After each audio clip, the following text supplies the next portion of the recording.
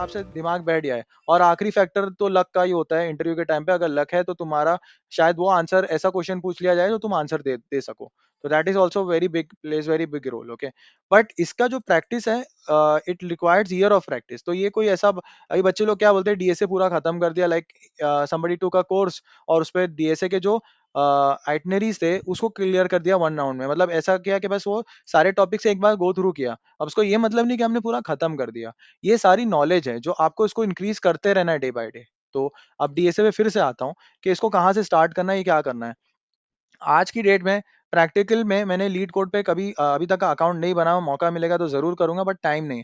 But ये एक अच्छा वाइबल टूल है क्योंकि इस पर थोड़ा स्ट्रीक वगैरह का ऑप्शन देता है और थोड़ा स्टार्ट बिगिनर फ्रेंडली करता है और उसको थोड़ा बूम करता है। और आजकल के हिसाब से अच्छा है क्योंकि वो थोड़े से latest kind of techie trends and codes को कवर करता है। तो ठीक है, एक टूल एक पकड़ो, बहुत सारे टूल्स है उसके साथ आप लिव कर सकते हो। और भी बहुत सारे यूट्यूब पे चैनल्स है। अगर नहीं समझ में आ रहा, कुछ भी नहीं क्लियर हो रहा, तो कोई यूडेमी का कोर्स लेके आप स्टार्टिंग पॉइंट कर सकते हो, उसको ये नहीं बोल सकते हो कि एंडिंग पॉइंट है। ठीक है ना? तो ये सारे ऑप्शंस है आपके पास। अब इसमें होता क्या है मेनली, आपके सॉर्टिंग के एल्गोरिथम्स हो गए सारे, सारे सॉर्टिंग एल्गोरिथम्स ले लो। अब इसमें कौन कौन से है भाई, कोई बताएगा कितने सॉर्टिंग एल्गोरिथम्स होते हैं?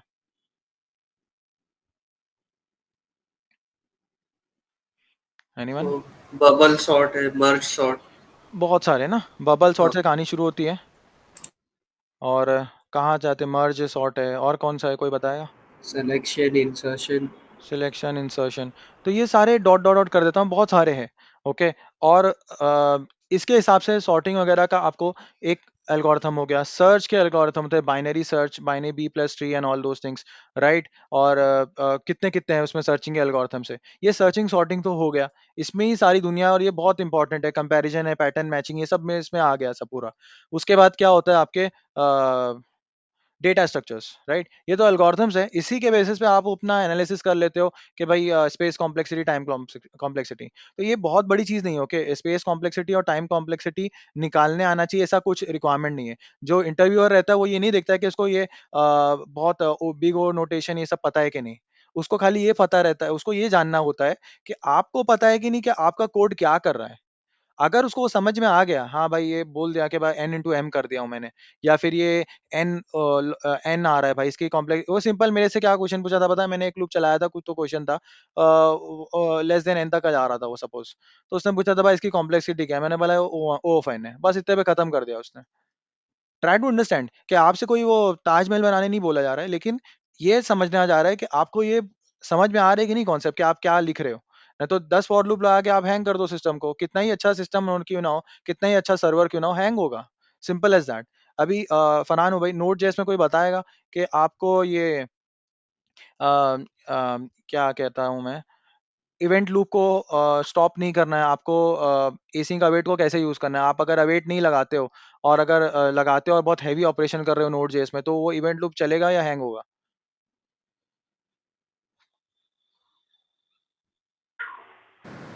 हैंग होगा भाई अगर आप बहुत ज्यादा इमेज प्रोसेसिंग का उसको। काम कुछ करने लग गए या कैलकुलेशन कर लिए नोड हाँ, जेएस के मेन थ्रेड के ऊपर, तो क्या होगा आपका सर्वर? बराबर। सर्वर मतलब हैंग होगा, लैग होगा। करेक्ट। तो ये तो उसके लिए कॉन्सेप्ट है। हमने वो क्लस्टर का यूज करना पड़ेगा। Correct, correct. तो आपको नेचर समझना पड़ेगा। अभी इवन वो टेक पे भी आता हूँ कि नोड जेएस कहाँ बेहतर है, वो सब अलग बात हो जाती है, लेकिन आपको पता रहना चाहिए कि आप क्या कर रहे हो। ये अंडरस्टैंडिंग डीएसए का आउटकम होता है। ओके।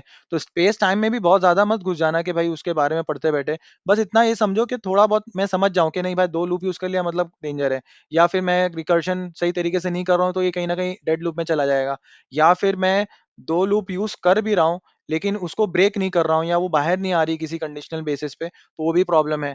तो ये थोड़ा सी समझने के लिए लेवल का होता है। तो it is very not not very big thing जिसको हम बहुत ज्यादा कॉम्प्लेक्स बना के रखे हैं। उसके बाद आते हैं डेटा स्ट्रक्चर्स, डीएस। तो देखो, कोई भी प्रोग्राम प्रॉब्लम बेसिक से बेसिक क्यों ना हो, एकदम बेर मिनिमम ले लो। आप एक बेसिक सा शॉपिंग कार्ट बनाते हो, तो उसके अंदर जो रो बाय रो डेटा आता है उसको पॉपुलेट करने के लिए भी एक बेसिक सी एरे लगती है, राइट। सब एग्री करेंगे इस पे? एक कार्ट में जो डेटा लिस्ट डाउन होता है, उसके लिए या तो जे क्वेरी ले लो या कोई भी दुनिया की लैंग्वेज ले लो, वो लूप करने के लिए आप कोई एक एरे का इस्तेमाल करते हो। ठीक है ना, एवरीबडी? हाँ भाई। तो वो एक तरीके का डेटा स्ट्रक्चर हो गया, लीनियर डेटा स्ट्रक्चर जिसको हम कहते हैं, एरे बेस, इंडेक्स बेस, जो भी बोलो। अब ये बेयर मिनिमम एरे तो हर जगह दुनिया में, इसी तरीके से प्रॉब्लम सॉल्विंग के लिए अलग अलग डेटा स्ट्रक्चर बने हुए। कोई मुझे बताएगा ये ब्रैकेट के प्रॉब्लम कैसे सॉर्ट आउट होते हैं? स्टैक। स्टैक यूज करके। करेक्ट। क्यों नहीं, मैं बोलता क्यों यूज करो, सॉल्व होगा उससे। इजी हो जाएगा ना भाई, पॉप और मतलब एग्जैक्टली अभी मैंने एग्जैक्टली आप। जावास्क्रिप्ट, हम्म हाँ बराबर, मैं अभी जावास्क्रिप्ट यूज किया, मगर उसमें वही पुश और पॉप मेरे को मिल रहा था एरे में, मतलब जावास्क्रिप्ट में मैंने ये सॉल्व किया था, वाला पैरेंथेसिस का। करेक्ट तो उसमें एरे में पुश और पॉप था, इसकी वजह से। करेक्ट। तो लोग ने एरे में भी पुश पॉप का ऑप्शन दिए ताकि आप स्टैक जैसा यूज कर सकते हो। अल्टीमेटली हो क्या रहा है, खाली दो मेथड है, स्टार्ट से निकलेगा कि एंड से निकलेगा, राइट। और शिफ्ट अनशिफ्ट क्यू के लिए उन लोग ने दे के रखा है जावास्क्रिप्ट के अंदर। तो पॉइंट ये है कि जैसा प्रॉब्लम वैसा सोल्यूशन काइंड ऑफ। तो जस्ट एक छोटा सा एग्जांपल था, और ये क्वेश्चन मुझे आया था इंटरव्यू में, ये एमएस के अंदर ज्वाइन करने। ये एक आया था और एक पैलिंड्रोम आया था, ये प्रोग्राम सॉल्व करना है। अब मैंने सॉल्व कर दिया था, उसके बाद वो बोला मेरे को, अच्छा इसको और ऑप्टिमाइज करके बता, इसकी और कितना लेवल तो ऑप्टिमाइज कर सकता है, क्या ये सही है? तो इसमें लेवल पहले क्या होता है, इंटरव्यू देखता है कि आप ब्रूट फोर्स कर पा रहे हो कि नहीं। ब्रूट फोर्स मतलब क्या, कि आप सोल्यूशन दे रहे हो कि नहीं। पहली चीज, सबसे पहला चीज प्रोग्रामिंग में, डेवलपमेंट में, कंप्यूटर साइंस में, आप जब इंजीनियरिंग कर रहे हो, तो सबसे पहला काम ये होता है कि आप सोल्यूशन दे रहे हो या आप एक्सक्यूज दे रहे हो। ये आपका फर्स्ट काम के टाइम पे फर्स्ट रूल यही होता है। छोड़ दो कंप्यूटर इंजीनियरिंग, कोई दूसरे काम में आप लगते हो, तो सबसे पहले आपसे यही पूछा जाता है, आप सॉल्यूशन देते हो कि आप प्रॉब्लम मोर बढ़ाते हो, या फिर आप खाली प्रॉब्लम बता के हट जाते हो। सो एक कई कोड भी पढ़ा था, कहीं खाली प्रॉब्लम को आइडेंटिफाई करना और प्रॉब्लम को गिनाना इज लाइक इनजस्टिस। आप गलत काम कर रहे हो, आप खाली पॉइंट आउट कर रहे हो कि ये प्रॉब्लम है। सोल्यूशन है, मतलब ये होना चाहिए, हमेशा अपने पास सोल्यूशन होना चाहिए। तो उसका यही है, डीएसए के क्वेश्चन का जो जजिंग पैरामीटर ये होता है कि आपको सोल्यूशन देना है एटलीस्ट। भले ही वो लूप लगा दो आप, 2 लूप, 4 लूप, 5 लूप, सॉल्यूशन देके बताओ, पहला चीज़, तो आपको इंटरव्यू में आगे बढ़ने देगा। सेकंड लेवल, कि ठीक है, खराब सॉल्यूशन दे दिया टाइमिंग कंस्ट्रेंट की वजह से, आपने फटाफट उसको दे दिया, लेकिन आप उसको बोलेगा कि ठीक है, इसको ऑप्टिमाइज़ करके बताओ, क्या ये ऑप्टिमम सॉल्यूशन है? पहले ही आपसे पूछेगा। तो आपको अगर थोड़ा डाइसी लगेगा, बोले नहीं मैं इसको और ऑप्टिमाइज़ कर सकता हूँ, थोड़ा टाइम मिलेगा, तो बोलेगा ठीक है करो। वो आपको ब्रेक करेगा बेसिकली, तो उसको समझना है। तो पॉइंट ये है कि पहले ब्रूट फोर्स पे आ जाओ, ऑप्टिमाइज़ सॉल्यूशन प्रोवाइड करने के लिए देखो, और फिर final the most optimum one. ठीक है, अगर ये कर लेते हो तो बहुत अच्छी बात है, लेकिन ये जल्दी सबका नहीं होता, और प्रैक्टिकल है, ग्राउंड लेवल पे सबका नहीं होता, ऑप्टिमाइज सोल्यूशन पहले ही कोई भी नहीं दे पाता है, ठीक है ना। तो इसके ऊपर टेंशन नहीं लेना है, पहले आपको एटलीस्ट उसको आंसर देना है। जब जब स्टार्ट में अगर आपको पहले अभी जो फ्रेशर्स होंगे, उनके उनको फिल्टर आउट करने के लिए कोडिंग के प्रोग्राम जो रहते हैं वो मशीन बेस्ड रहते हैं, मतलब वो आपको दे देगा क्वेश्चन, और मशीन पे उसका एग्जाम का टेस्ट देना है आपको। फिर जब ऐसे आपका लेवल थोड़ा बढ़ जाता है ना, तो फिर आपका वो मशीन टेस्ट हट जाता है, आपको डायरेक्ट वर्बल कम्युनिकेशन से वो क्वेश्चन आंसरिंग होती है, ठीक है ना। तो जो फ्रेशर्स है, दे टेक अ नोट कि आपको ये टूल पे देना होगा, तो टूल पे तो कोई बंदा बैठा नहीं है, इसके टूल का आंसर है आपका लीड कोड की प्रैक्टिस या कोई और टूल की प्रैक्टिस। सो टूल की प्रैक्टिस आपको थोड़ी आनी चाहिए। तो इवन एक्सपीरियंस वाले लोग को भी समटाइम्स वो टूल देखना पड़ जाता है, ओके, कि कोई टूल है, उस पे उन लोग क्वेश्चन दे देंगे और उसको सॉल्व करके देना है। अब उस पे एक टाइमर लगा रहेगा, और आपको उसको आंसर देना है, प्लस उतने टेस्ट केस पास भी होने चाहिए उनके जो लिखे हुए रहते हैं। लैंग्वेज कुछ भी आप सिलेक्ट कर लो, उससे उन लोग को कोई फ़र्क नहीं पड़ता, ठीक है ना। तो ये टूलिंग का अंडरस्टैंडिंग के लिए फ्रेशर्स के लिए ये मस्ट है कि वो लीड कोड पे थोड़ा प्रैक्टिस करे, या कोई और टूल का इस्तेमाल करके प्रैक्टिस करके ले उसको। सबको समझ में आया क्या है इसको? क्यों करना है, कैसे करना है, क्या क्यों ज़रूरी है बेसिकली? क्योंकि आपको जो ऑनलाइन एग्ज़ाम होगा उसमें ये कोई ना कोई टूल होगा, तो थोड़ा-सी फ़ैमिलियरिटी फ़ायदा देगी, ओके? और ये इन लोगों का इंटरव्यू का प्रोसेस, थॉट प्रोसेस जो रहता है इंटरव्यूअर के पॉइंट ऑफ व्यू से मैं बता रहा हूँ, वो इस तरीके का रहता है। और डेटा स्ट्रक्चर में वही बताया, स्टैक है, क्यू है, लिंक लिस्ट वगैरह जो भी है, आप उसको समझ लो। अब ये चीज़ें रोज़ डे टू डे यूज़ नहीं होने वाली है, तो बहुत सारा इसका वो भी करते हैं, ब्रैग करते हैं कि यार डीएसए पूछते हैं और अंडर डीएसए का तो कुछ रहता ही नहीं है, और सब लोग खराब कोडिंग करके रखे हैं। जेन्युइन है, ट्रू है, ऑब्वियस है। डीएसए ये इसके लिए नहीं पूछते कि भाई कंपनी में यूज़ करना है, डीएसए फ़िल्टरिंग क्राइटेरिया है। ये सारा फ़िल्टरिंग क्राइटेरिया है, ना कि ये डे टू डे यूज़ होने वाला है। भले ही सिस्टम डिज़ाइन में बहुत ऊँची-ऊँची बात करेगा इंटरव्यूअर खुद, और खुद प्रोजेक्ट में गंद मची रहेगी। तो ये तुम जज मत करो, ये जजिंग के लिए क्राइटेरिया बन गया है आज की डेट में, ठीक है ना? तो इस पे किसी को डाउट है डीएसए में अभी फ़िलहाल, कि कैसे करूँ मैं, कुछ भी नहीं समझ में आ रहा है। मैंने थोड़ा बहुत इनेबल किया है कि क्या-क्या मेन टॉपिक्स पढ़ना है आपको, इतने ही टॉपिक है। अब इसमें और भी अंदर डेप्थनेस है। हाँ, और भी 2-3 टॉपिक मैं भूल गया। रिकर्शन है, डायनामिक प्रोग्रामिंग जिसको कहते हैं, और क्या था यार, एक और एक था, ग्रीडी, ग्रीडी एल्गोरिथम। ये थोड़े बहुत टर्म्स है, इनको तुम पढ़ोगे ना तो बैक इसमें ट्रैकिंग। हाँ बैक ट्रैकिंग ये भी एक है। तो ये सारे एल्गोरिदम्स है भाई, मतलब ये कैसे है ना कि तुम कभी कभार सिचुएशन में फंस भी जाते हो, अभी तक तुम यूज भी कर रहे होगे, तुमको टर्म नहीं पता होगा शायद, ये भी हो सकता है, जो एक्सपीरियंस है यहाँ पर उनकी बात कर रहा हूँ। सो बैक ट्रैकिंग, ठीक है ना। तो इनको एज अ टॉपिक पढ़ना है आपको, इसको पढ़ते रहना है और इसको ब्रश करना है।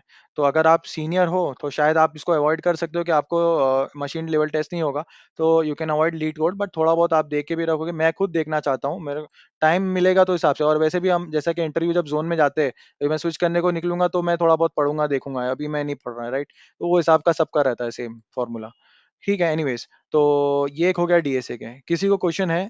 Ubai, Farhan, Bilal, you join late, any questions? नहीं भाई। ठीक है।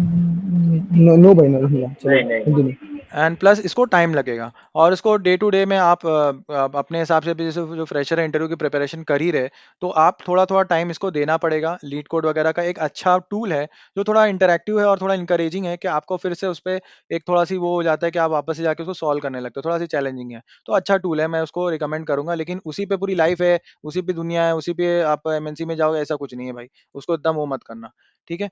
नेक्स्ट है डेवलपमेंट। डेवलपमेंट मतलब क्या, मतलब यहाँ क्या बात हो रही है, development as uh what we are saying. तो बेसिकली आपके जो प्रोजेक्ट्स होते हैं ना, उसकी बात हो रही है यहाँ पर। आपका स्टैक जो होता है बेसिकली, उसकी बात हो रही है। तो देखो, मैं ये कई मर्तबा बोला हूँ, अलग अलग लेवल पे सबसे कनेक्ट करने पे वही बात बोला हूँ, कोई एक स्टैक चाहिए रहता है। वो भाई फरहान को ये बात समझ में आ गई होगी, अभी दे आर वर्किंग। मोहसिन को भी थोड़ा बहुत समझ में आ ही गया होगा कि स्टैक हाँ भाई। Is not very important. Stack जरूरी है करियर बनाने के लिए, और एज अ फ्रेशर हो तो स्टैक का इतना ज्यादा कुछ लोड मत लेना अभी के लिए, क्योंकि अभी तुम्हारा करियर स्टार्ट नहीं हुआ है। बहुत बच्चे कितने इंटरव्यू राउंड बैठते ही नहीं जाते, क्योंकि बोलते नहीं, अरे मैं ये स्टैक पे काम नहीं करना चाहता हूँ। भाई अभी जॉब मिलना ज्यादा इंपॉर्टेंट है एज कम्पेयर टू स्टैक को स्ट्रिक करना। तुम दूसरी स्टैक पे लर्न कर लोगे, तुम आगे क्या करोगे तुमको खुद को नहीं पता है। ओके, मुझे खुद को नहीं, मैंने स्टार्ट पता नहीं कैसे किया था, अब मैं क्या कर रहा हूँ मुझे भी नहीं मालूम। लेकिन पॉइंट इज दैट कि स्टैक को इतना वो मत बनाओ, स्टैक एक कर लो। मैंने जैसे ही बताया, लेयर्स होते हैं हमारी। हमारा यूआई लेयर होता है, उस पर मुझे एक टेक्नोलॉजी चाहिए। हमारा बैकएंड होता है जिसपे हम एक मेनली आज की डेट में तो एपीआई बनाते हैं। और एक हमारा डेटाबेस होता है जहाँ मैं डेटा स्टोर करूंगा। डिप्लॉयमेंट के लिए मुझे सर्वर चाहिए, तो कोई ना कोई एक सर्वर स्टैक लगेगा मुझे। और क्या बचता है, इतना ही है आपका डेवलपमेंट, बस इतना ही हो गया आपका डेवलपमेंट।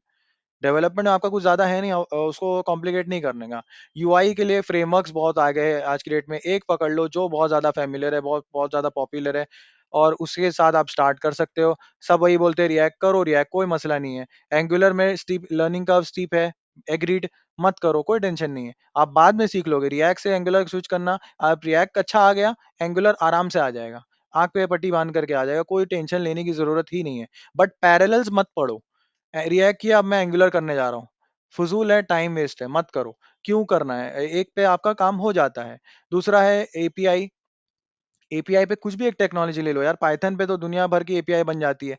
ये एक ले लो, इस पे दो, इस पाइथन से आपके दो तीन और एरिया खुल जाते हैं, आपका एआई एमएल वाला भी। लेकिन मैं वही कह रहा हूँ, आपकी वो जो डोमेन को मैं अभी नहीं स्पेसिफिक करना, पर तो उस पर भी आता हूँ मैं। वो जो एआई एमएल का डोमेन है, फिर डेटा साइंस का डोमेन है, उसमें भी बहुत कंफ्यूज है, वो भी मैं एक आंसर दूंगा उसका भी।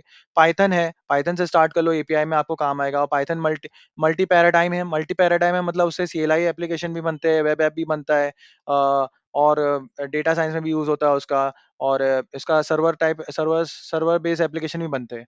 और ये नहीं लेना है तो इसमें से कोई एक पैरेलल्स हो गया, इसका नोड ले लो। ठीक है, मैं यहाँ और लिखता हूँ, नोड ले लो, नोड जेएस।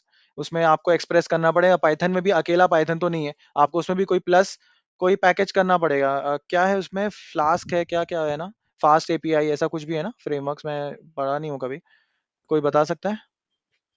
हाँ, पाइथन फास्ट एपीआई है, फ्लास्क है और एक जेंगो है। जेंगो, बीच में जेंगो बहुत पॉपुलर था, अब शायद फास्ट एपीआई भी बहुत कुछ हो गया है, फास्ट बिल्डअप देता है एपीआई का। और एक क्या था, फ्लास्क भी था ना। हाँ, फ्लास्क भी है। ठीक है, तो ये एक है। नोड जेएस में क्या है भाई, एक्सप्रेस है, कोई बताएगा? हाँ भाई, एक्सप्रेस। और क्या है? सेल्स है, नेस्ट है। सेल्स है, नेस्ट है, मीटियोर भी है क्या, जो भी है अ, समझ लो। तो ये इसमें से कोई एक, इसमें से भी 10 करोगे क्या मतलब है, वही बोल रहा हूँ कि इसमें से भी 10 करने का कुछ मतलब नहीं, एक करो जो कॉमन है, जो वाइडली यूज्ड है, ताकि कंपनी में घुसने के टाइम तुम्हारा ट्रांजिशन आसान हो जाए। तुमको अभी अपने आप को अनेबल करना जितना इजीली है वो। फिर आप आते हैं डेटाबेस के। मैंने बार-बार कहा कि डेटाबेस भले ही आप मोंगो ले लो कोई मसला नहीं, डॉक्यूमेंट टाइप डेटाबेस ले लो कोई दिक्कत नहीं है, प्लस सीक्वल हमेशा रहेगा। तो अगर आप फ्रेशर हो, अभी स्टार्ट कर रहे हो, इग्नोर मत करो सीक्वल को, आगे प्रॉब्लम में आओगे क्योंकि उसकी लर्निंग ज़रूरी है, ठीक है? भले ही आप मोंगोडीबी यूज़ करो यार, डे टू लाइफ में आप जॉब भी मोंगोडीबी पे लगा लो, लेकिन बेसिक्स ऑफ सीक्वल जो यहाँ लिखी हुई है, वो पता रहना चाहिए, बस उसका उतना मेरा कहना है। उसमें भी बहुत ज़्यादा मास्टरी की ज़रूरत नहीं है, ठीक है? सर्वर पे आते हैं। कोई जॉइन कर रहा है क्या? नहीं, ओके।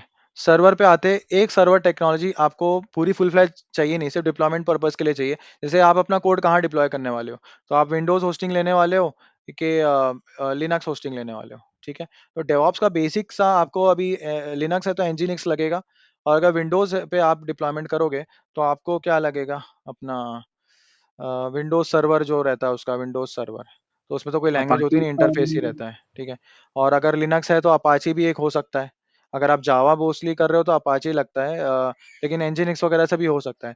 इवन विंडोज पे भी आपका ये सब होस्ट हो जाएगा, ओके? तो कोई दिक्कत नहीं है, आपका ये सारा पूरा होस्ट हो लेकिन जाएगा विंडोज पे भी। भाई एक डाउट है ये कि ये अपाचे है, लेकिन अभी ये अपाचे टॉमकेट वगैरह अब तो पढ़ने की जरूरत नहीं, वो प्री बिल्ड जार में ही आ जाता है डायरेक्टली, करेक्ट। मतलब जब हम बिल्ड करते हैं ना तो जरूरत।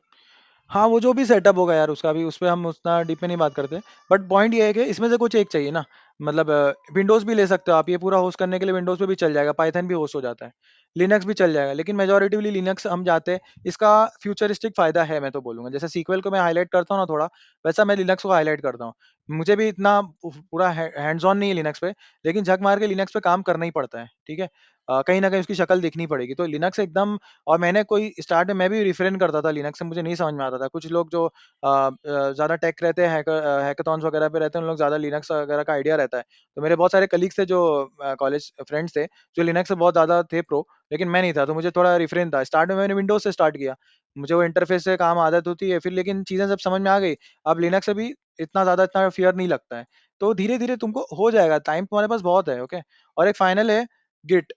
गिट की अंडरस्टैंडिंग। गिट एक सोर्स कंट्रोल है, okay? So it's a source control. So source control भी दुनिया भर के होते हैं। अभी किसी को पता है कोई दूसरा सोर्स कंट्रोल यूज़ कर रहा है?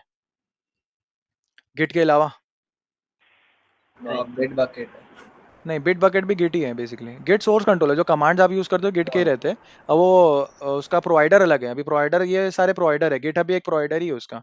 और बिट बकेट है, गिट लैब है। लेकिन ये लोग इंटरनली क्या यूज़ करते हैं? गिट यूज़ करते हैं। ओके? सो और भी एसवीएन वगैरह है। और एक मैंने भूल गया। बहुत सारे टॉर्टोइज़ है। टॉर्टोइज़ एसवीएन एक ही हो गया। मैविन है। शायद 2-3 और भी है, ओके? तो ये गिट के अलग है। मतलब गिट के कमांड्स उसमें नहीं चलेंगे, वो एक अलग ही टूल सोर्स कंट्रोल अलग है फिर वो। ठीक है? मेवन सोर्स कंट्रोल है भाई। मेविन मेवन नहीं तो यार, एक एनपीए दूसरा, एक ऐसी एम एनपीएम से नाम जैसा है आता ना था। वो। हाँ, वो कुछ गलत बोल रहा हूँ मैं। कुछ एम से नाम था यार, मैं भूल गया हूँ। एक मैंने एसवीएन पे काम किया है और गिट पे किया है, तो उन लोग के कमांड्स थोड़े अलग रहते हैं, ओके? गिट से अलग रहता है वो, ठीक है? तो खैर उसमें से कोई एक थोड़ा बहुत है, अब इसमें भी कोई प्रो बनने की ज़रूरत नहीं है, धीरे-धीरे आ जाता है, ठीक है? तो खैर ये हो गया आपका डेवलपमेंट पॉइंट ऑफ व्यू से। एक स्टैक कोई आपको रेडी रहनी चाहिए एज़ अ फ्रेशर हो तो। और अगर जॉब पे हो तो ऑब्वियसली अब आपको ही बताएगा वो, भाई कितनी स्टैक तुमको आ गई है अभी इसके अलावा, बताओ? टाइम मिला? नहीं भाई, अभी वही मेरा हैंड रेस कर रहा था। मतलब अभी मैंने इतने साल में अभी एसक्यूएल पे इतना ध्यान नहीं दिया। मतलब हुँ, हुँ। एसक्यूएल कर रहा था, बस स्टोर प्रोसीजर बना रहा था, जॉइंस कर रहा था, ठीक है? बट अभी इंटरव्यू के लिए जा रहा हूँ तो मतलब पूछते हैं लोग, समझे? करेक्ट। क्वेरी वेरी पूछते हैं, तो तो देखो, वही अब मतलब उसमें उसमें थोड़ी। सीक्वल में प्रॉब्लम वही होता है, जितना काम करेंगे उतना सीखेंगे, ऐसा। अब जब ना काम नहीं करे तो प्रॉब्लम आती है। तो पहले तो एटलीस्ट देखो, उसमें बैठने के हिसाब से तुमको वर्बली तो पता रहना चाहिए, सबसे फर्स्ट थिंग। तो जो आपको थोड़ा सी फियर है कि भाई पूछते हैं क्वेश्चन, तो उसका तो सबसे पहले है कि जो यहाँ में मैंने लिस्ट डाउन किया है, वो तुमको वर्बली तो पता रहना चाहिए। हाँ, मैं एग्री कर रहा हूँ कि तुमको प्रैक्टिकल, अभी सर एप्लीकेशन में हम्म। मैंने कभी काम नहीं किया है, ये भी बड़ी चीज़ है। हम्म। और विद माई ईयर ऑफ अच्छा। एक्सपीरियंस 9-10 पे तो पूछेंगे भी, पूछते भी है। लेकिन अब मैंने काम नहीं हम्म। किया है, लेकिन मैं उसको वर्बली टैकल कर लूँगा किसी तरीके से, ठीक है ना? तो ये आपको आना चाहिए। आपको अब थोड़ा-सी उसपे थोड़ा बहुत तो काम इंटरव्यू प्रेप के हिसाब से करना है। इंटरव्यू प्रेप को ऐसा समझो कि बस वो ताले खोलने हमें, आगे अंदर जब जाऊँगा तब वो काम देंगे, तब और अच्छे से आएगा, ऐसा है। लेकिन हाँ, इंटरव्यू के लिए मैंने कहा जैसे sequel is a kind of एक ब थोड़ा ब्लॉकर हो जाता है। तो ये सीटीई हाँ का भाई। पढ़ लो, इंडेक्सिंग एक बहुत अच्छा कॉन्सेप्ट है, बड़ा कॉन्सेप्ट है। डेडलॉक अपीयरेंस और ट्रांजिएंट कनेक्शन, ये एक थोड़ा सा ये सब तुमको देखना पड़ेगा थोड़ा थोड़ा।